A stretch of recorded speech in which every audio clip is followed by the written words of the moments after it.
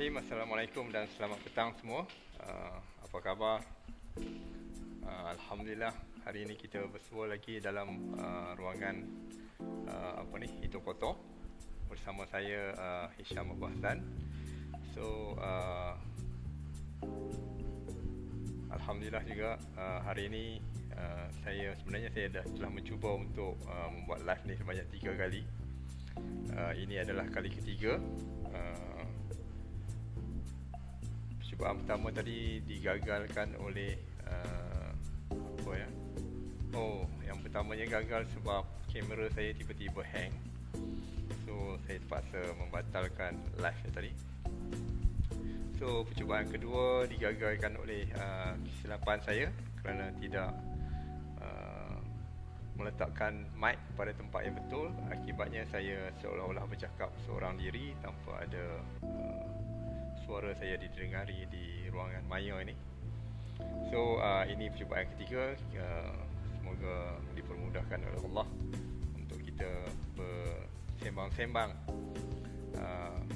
mengenai dengan apa yang saya tulis dalam title live ni, kaitan antara kelulusan akademik dan juga kerjaya ya.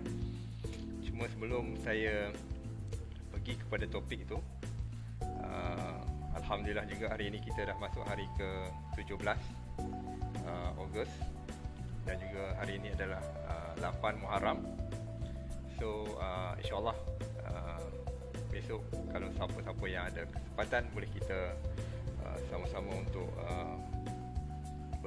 berpuasa, puasa dalam bulan Muharram pada 9 dan 10 insyaAllah. Kalau tak boleh 9 dan 10, kita buat pada 10 dan 11 insyaAllah. So siapa-siapa yang ada kesempatan, yang ada kekuatan, bolehlah kita sama-sama berpuasa itu hari insyaAllah So berkenaan dengan bulan Merdeka ni, bulan Merdeka tahun ni seperti juga tahun lepas, tahun 2020, kita nampak agak kurang meriah sikit, tapi apa pun kita patut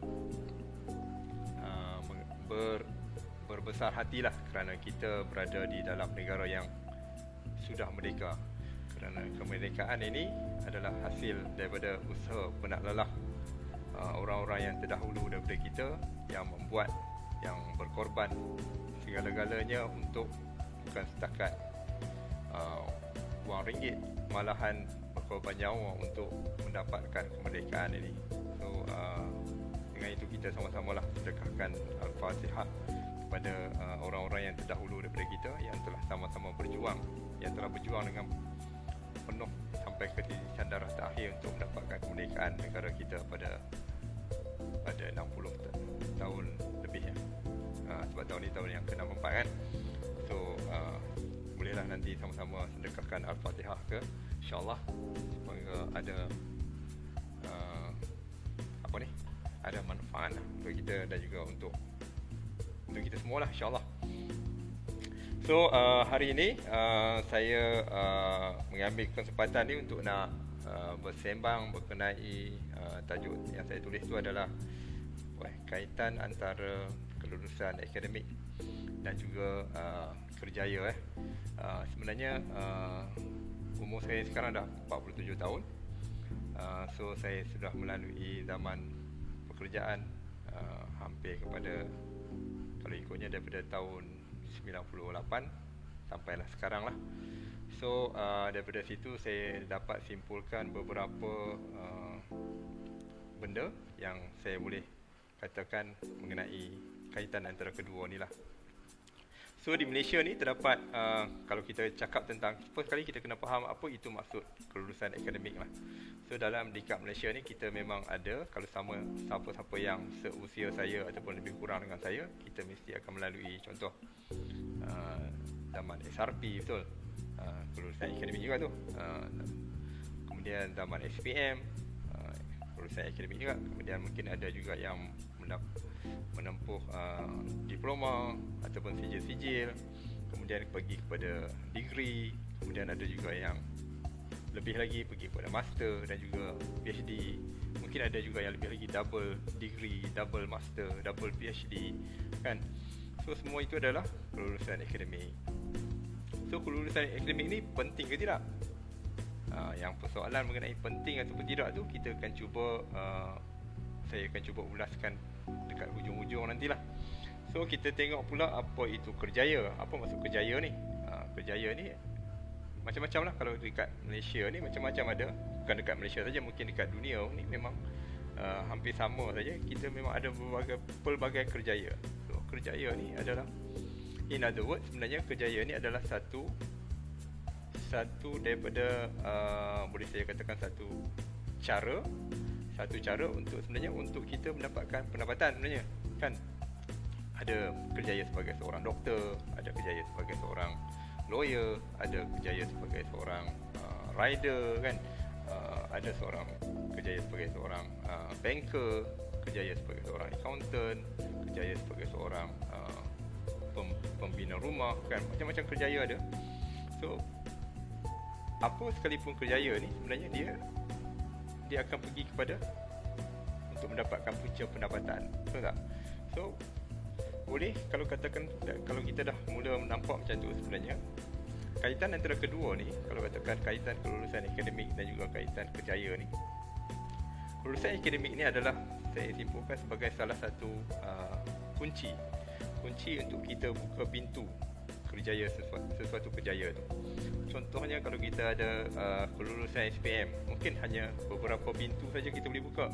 Tapi kalau katakan kita ada kelulusan daripada degree, mungkin ada lebih lagi pintu yang kita boleh buka. Maksudnya kita ada banyak pilihan lagi untuk membuka pintu untuk mendapat pintu kerjaya tadi lah. Pintu kerjaya tadi finally akan pergi pada pintu pendapatan kita. So berbalik kepada cerita ni, saya ingin nak throwback lah sekarang. Saya tak suka untuk bercerita mengenai hal orang. So kalau cerita hal orang dia jadi macam bergosip pula, kan. Jadi lebih baiklah saya ceritakan tentang diri saya. Saya alhamdulillah pada tahun 1994 dulu, saya 94 ya, bukan tahun 2004, bukan tahun 2014, tapi tahun 94. So memang dah macam dah hidup pun hampir setengah abad orang cakap, kan.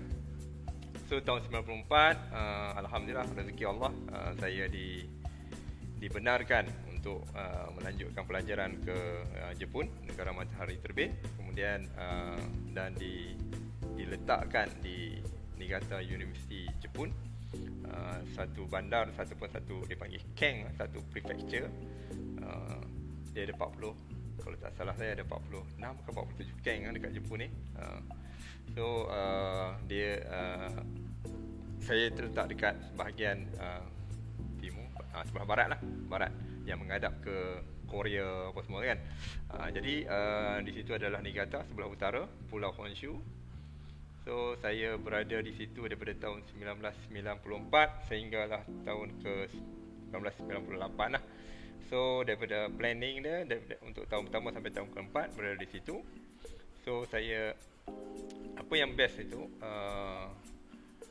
mengenai bila masa kita dah masuk ke last year lah, dia panggil last year ataupun UNC ataupun final year punya student. So bila sampai pada tahun tu, kita didedahkan saya nak tengok, didedahkan dengan Shushoku Katsudo ataupun apa, career fair lah, career fair. So career fair ni kita boleh imagine macam yang ada dekat setahun dua ni, macam tahun lepas ada, tahun lagi tahun 2019 ada dekat apa tu, KLCC, kan. Banyak tempat kan career fair dekat Malaysia ni pernah ada. So macam tu lah juga dekat Jepun. Cuma dekat Jepun tu agak lagi best sebenarnya, sebabnya salah satunya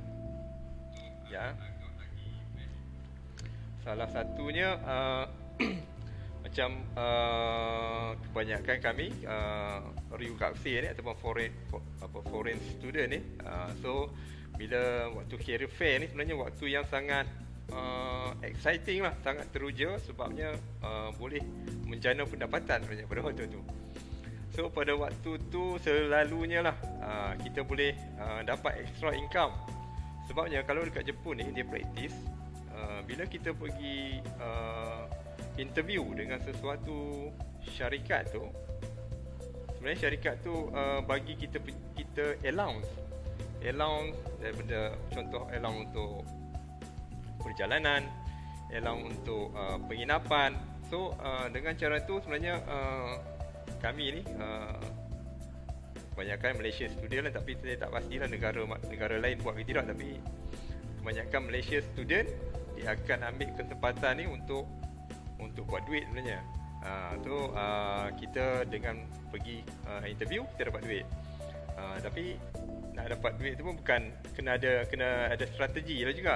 Contohnya macam sebab perjalanan ataupun tambang dekat Jepun kan, Jepun main transport dia adalah kereta api lah. So tambang kereta api ni selalunya memang semua orang tahu. Contoh kalau daripada Niigata nak ke Tokyo, harga dia semua orang tahu. Kalau naik Shinkansen berapa, naik normal train berapa kan, semua orang memang semua publicly memang tahu. Tak boleh nak kecoh lah dekat situ. Cuma apa yang strategi yang kita gunakan, kita buat bila pergi interview tu jangan pergi satu company lah. Setiap kali pergi interview tu mungkin kita pergi 2 ataupun 3 company. So dengan 3 company ni, 3 company kita boleh claim. So yang satu claim untuk kita gunakan memang betul-betul untuk transport dan juga penginapan kita. Yang 2 lagi tu consider sebagai duit poket kita lah, duit poket lah kita. So dengan cara macam tu memang sangat saya pergi interview boleh kata 2-3 kali jugalah, 2-3 kali juga. So dengan cara macam tu dapat lagi extra duit lah, extra duit alhamdulillah. Tapi saya tak pastilah duit tu jadi macam mana, sebab ada unsur-unsur macam nak, tapi bukan nak menipu, tapi memang kita pergi sebab dia memang ada allowance kan. InsyaAllah okey kot, insyaAllah nanti walaupun kita tanya ustaz lah, nanti. So bila dah pergi interview tu, finally saya dapat dua offer untuk bekerja di Malaysia. Satu daripada Motorola, satu lagi daripada Panasonic lah. Kemudian satu company offer juga, tapi yang tu bekerja di Jepun. Dan memang pada waktu tu saya tak macam mana, memang mungkin sebab nak kahwin kot, jadi saya tak berminat nak kerja kat Jepun lah. Jadi saya ambil offer yang pulang ke Malaysia, kerja kat Malaysia. So bila dah balik Malaysia rasa macam menyesal pun kan, tapi tak apalah, yang tu kemudian lah, tak apa. Kemudian bila dah balik Malaysia ni tahun 98, akhirnya tahun 98 saya balik ke Malaysia. Bila balik ke Malaysia, memang pada waktu sebenarnya zaman gawat, ramai orang susah nak dapat kerja, dan bersyukur sangat Allah takdirkan kita dapat interview dekat Jepun sebelum kita balik, dan dapat confirmation kita akan ada kerja sebelum kita balik lagi, sebelum kita graduate lagi, kita dah dapat kerja alhamdulillah. So bila kita balik ke sini, terus saya tak sempat bercuti panjang lah maksudnya. Saya balik dalam hujung bulan 3 ke ataupun bulan 4 macam tu. Dalam bulan tak sampai sebulan saya rasa saya dah mulakan pekerjaan saya di Shah Alam lah. So bila dah bekerja di Shah Alam ni, apa kaitan dengan tajuk kita tadi, kaitan kelulusan akademik dan juga kerjaya ni, nanti saya cuba nak masuk lah. So bila dah bekerja tu alhamdulillah, berjumpalah dengan saya masuk tu dengan graduate daripada Jepun ada 3 orang.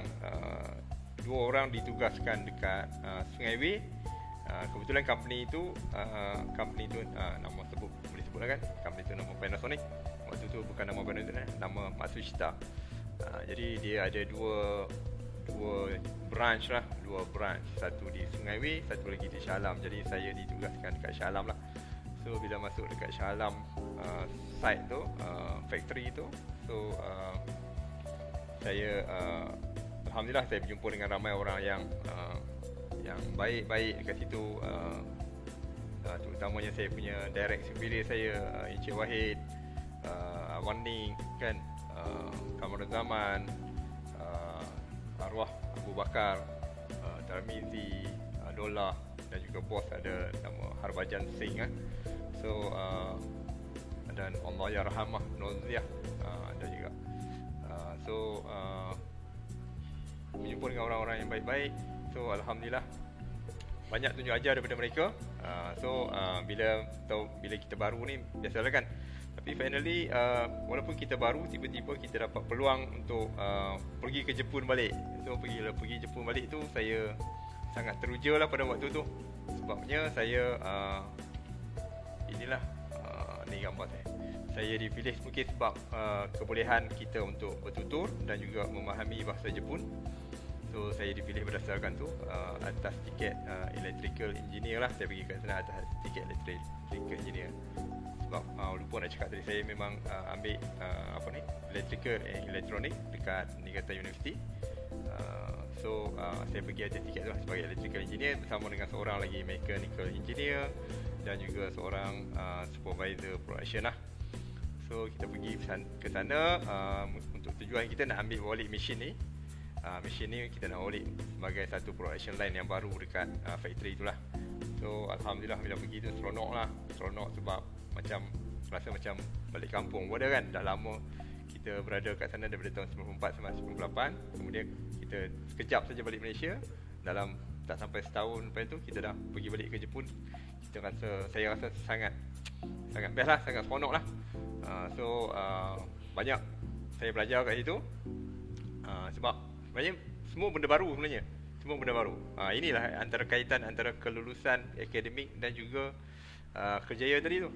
Sebenarnya apa yang saya belajar dekat universiti tak ada pun dekat waktu saya nak pergi ambil mesin ni. Contohnya saya ditugaskan untuk bahagian electrical and electronic dan dalam tu banyak program yang dipakai. Dan program-program yang dipakai ni sebenarnya dia pakai program yang dipanggil sebagai PLC lah. PLC mungkin orang yang bekerja kilang kebanyakannya tahu, kilang-kilang Jepun kebanyakannya menggunakan PLC. PLC berbagai jenis lah, ada jenis Omron, ada jenis Panasonic, ada dipanggil NAIS kan. Ada mainly dua tu lah kalau dekat factory saya tu. Ada juga a few yang pakai Kaido lah, macam-macam brand, Siemens lah kan.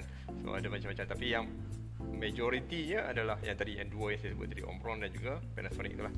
So benda ni sebenarnya saya tak pernah belajar pun waktu saya berada di universiti. Cuma apa yang kaitannya, maksudnya kat sini bila kita belajar ni, kelulusan akademik itu hanya saya simpulkan sebagai satu pintu tadi untuk kita buka sebagai satu kunci untuk kita buka pintu untuk kita mendapat pekerjaan tu. Sebenarnya kelulusan akademik ni hanya setakat orang untuk menilai kita, tahap pemikiran kita, ataupun kita boleh juga untuk lebih kurang macam tu lah. Maksudnya kita dinilaikan dengan kelulusan akademik kita, tahap pemikiran kita setakat mana kan. So walaupun kita tak belajar dekat situ, tapi mungkin tahap pemikiran kita tu boleh sampai ke tahap tu. Jadi tak menjadi susah sangat untuk saya memahami apa yang ada dalam program PLC itulah. So alhamdulillah semuanya hampir berjalan dengan lancar lah, alhamdulillah lah. Biasalah kalau mungkinlah pada waktu awal tu mungkin ada kita sedikit tak ada benda yang kita tak tahu, tapi kita ada support daripada Japanese punya pekerja kan. So banyak support daripada mereka. Kita pada lama-lama kita akan boleh belajar lah. So ini gambar jadi kenangan saya. Waktu ni agak slim lagi. Saya rasa berat saya tak sampai 60 kilo pada waktu ni. Baju ni pun nampak besar kan. So next dia ni gambar tengok kuru kering ni. Ni dekat Jepun jugalah, dekat office di sana. Dan bila kita pergi ke sana tu, selalu pergi sana ni agak lama jugalah. Jadi dalam hampir 1 bulan setengah ke 2 bulan saya rasa duduk di sana, sebab kita nak bawa balik mesin tu, mesin yang baru, konsep yang baru. Kita nak bawa balik ke factory di Malaysia. Jadi kita lah menjadi wakil untuk factory tu supaya transfer teknologi lah, konon-kononnya ya. So macam itulah lebih kurangnya. Walaupun kita tak pandai mana, tapi kita akan disupport lah insyaAllah. So ni adalah aktiviti sampingan sementara berada di sana. Dekat Malaysia tak pernah, bukan waktu kita bekerja dekat factory, kita tak ada chance lah nak pakai tie kan. So bila sampai ke sana, sampai ke malam pun kita pakai tie lagi. So ini adalah dengan sahabat saya pada waktu tu layan karaoke ni clean punya karaoke ya, tak ada benda-benda sampingan, alhamdulillah, insyaallah tak ada. So dia sangat hebat lah kalau bab music, memang power lah dia ni. Mungkin kalau siapa-siapa yang pernah bekerja dekat Panasonic, kalau tengok muka ni mungkin bila renung lama-lama mungkin boleh kenal balik lah. Saya malas nak sebut nama dia. Okay, kemudian ni salah satu ni waktu saya punya debang pula lah kan. Asyik dia je menyanyi, saya pun nak ambil juga apa tu, pujian lah sedikit kan, pujian sikit sebab dia pandai English sebenarnya. Jadi saya tak pandai English, saya nyanyi lagu Jepun lah. Dia nyanyi lagu Jepun dan kebetulan memang berada di Jepun. Tapi bila nyanyi lagu Jepun, berada di Jepun, tak menjadi satu yang asing lah, tak menarik perhatian macam cakap. Tapi kalau menyanyi lagu English dekat Jepun, memang menarik perhatian lah kan. Orang sangat tengok. Jadi saya kalah lah itu. Saya kalah. So ni gambar dekat karaoke tu juga. Gambar tu air kop bukan air apa-apa . Dan menjadi kelaziman juga bila kita pergi dekat kita consider sebagai parent company lah, parent company dan juga supplier, kita akan dibawa berjalan kan. Ni contohnya ni waktu tu ada seorang Japanese yang sangat baik dengan saya, sampai bila saya berhenti kerja pun dia still lagi ada kontak dengan saya lah, pernah kontak lagi, Mr. Tauka. So ni dia bawa saya pergi ke Osaka Castle lah, bawa pergi jalan-jalan lah ya, kita lama dulu tu. Jadi dia bawa saya dan juga dua lagi kawan tu lah pergi gitu. So sangat best, sangat interesting pada waktu tu. Kita tak fikir apa benda lain pun, kita fikir tentang apa bestnya kerja ni, ada chance untuk pergi Jepun selalu. Dan selepas tu pun saya memang kerap pergi ke Jepun juga. Pergi ke Jepun satu persatu mission yang saya diminta untuk bertanggungjawab ataupun untuk membawa balik teknologi tu ke Malaysia satu persatu. Sebenarnya bukan saya pun yang design, saya hanya pergi ambil dan cuma belajar macam mana in case kalau nak troubleshooting. Bukannya hebat mana pun kan, kita hanya sekadar macam tu je lah. So alhamdulillah lah. So dengan bekerja dekat company tu, saya dapat saya rasa bila saya dah hampir dalam paling lama pun 2 tahun sekali saya akan pergi ke Jepun juga. So bila secara free lah, konon juga pada waktu tu. So kaitan dia bila saya nak ulas dengan kaitan antara kelulusan akademik dan juga kerjaya ni, dia sebenarnya bukan penentu sebenarnya. Dia hanya sebagai pintu, kunci je untuk buka pintu. Dan mungkin ada juga bila saya dah berhenti kerja kan, saya mula nampak kelulusan akademik ni bukan sebagai satu yang mesti kita follow 100%. Itulah saya nak cuba nak dapat berikan sedikit nasihat kepada, mungkin ada di kalangan yang melihat ni, ataupun yang melihat ni mungkin sebaya saya, mungkin ada di kalangan yang mempunyai anak-anak saudara ataupun adik-adik yang dalam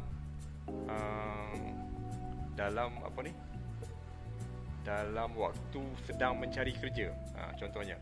Tapi kita kadang-kadang kita sedih kerana mereka kadang-kadang mereka terlalu taksub dengan sijil ataupun apa yang tertulis dekat degree, apa yang tertulis dekat diploma dia hanya tertumpu dekat situ saja.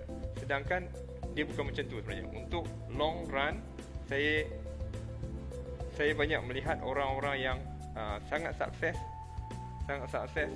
yang tidak ada kaitan langsung dengan apa yang dia belajar sebenarnya. Dan seperti yang mana saya cakap tadi, apa yang saya belajar dulu dekat universiti pun, bila saya masuk alam pekerjaan, sebenarnya tak digunakan. Bukan semuanya, cuma cara kita berfikir itu yang akan menjadi penentu dia. Apa yang kita belajar tu kebanyakan tak digunakan pun. Contoh, saya belajar tentang C language, saya belajar tentang, tapi bila saya masuk saya guna PLC. Jadi C language saya tak ada pun. main susah belajar C language plus apa benda tu kan, saya dah tak ingat sekarang ni. Kalau dulu pun tak ingat juga, sebab dulu pun banyak banyak minta bantuan daripada kawan-kawan Jepun ni lah. Kalau katakan nak buat apa program tu, minta bantuan dia orang lah. So macam tu je lah. So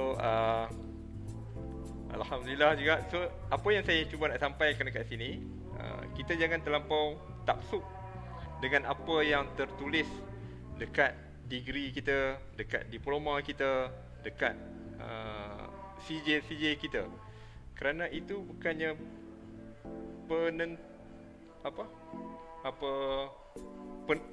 final decision, bukan macam tu. Sebab kalau kita terlampau mengikut macam tu, kita punya option kita akan menjadi sangat kurang lah. Sangat kurang. Sebab itulah wujud terlampau banyak kita lihat belia-belia yang muda-muda yang masih lagi mencari pekerjaan, sedangkan ada saja pekerjaan yang terdapat dekat Malaysia ni. Mungkinlah still ada juga. Kalau kita semua masuk pekerjaan, mesti ada lagi pengangguran. Tapi kita masih lagi ada lagi pekerjaan yang contohnya banyaklah. Bukan hari ini bukan saya nak mengiklankan tentang ejen ataupun apa. Cuma saya nak bagi tahu kita jangan terlampau taksub dengan apa yang tertulis dekat kita punya degree ataupun dekat kita punya diploma tu. So yang baik itu datang, itu saja kot apa yang saya cuba nak sampaikan. InsyaAllah lain kali saya akan membawa satu topik yang bila kita bekerja ni, kita cakap tadi tentang punca pendapatan tu, saya akan cuba ulaskan tentang benda ni. So insyaAllah kita jumpa lagi pada ruangan Hito Koto saya next week insyaAllah, kalau panjang umur. Dan of course lah yang mana baik, yang mana benar itu datang daripada ilham dan juga idea daripada Allah Subhanahu Wa Taala. Dan yang mana yang kurang baik, yang mana yang tidak baik, itu datang daripada kelemahan diri saya dalam penyampaian ni. Tujuan saya bukakan topik ini just untuk nak bagi tahu kita jangan terlampau taksub dengan apa yang tertulis dekat degree. Itu saja message saya yang saya cuba nak sampaikan. Sebab bila kita terlampau taksub dengan apa yang tertulis dekat situ, menyebabkan kita akan menjadi